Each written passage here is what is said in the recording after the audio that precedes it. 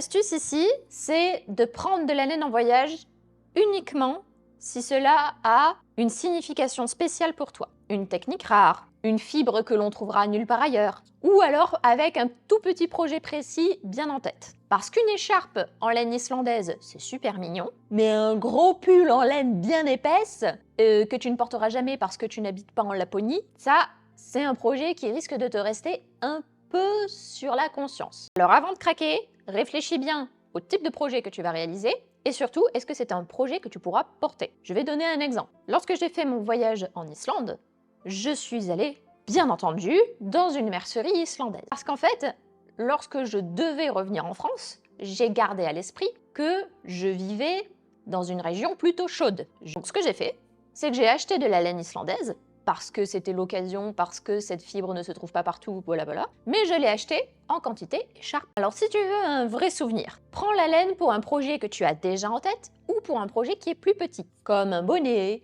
un col, une écharpe, une paire de mitaines. Quelque chose de petit mais de significatif, que tu finiras et que tu pourras porter avec fierté.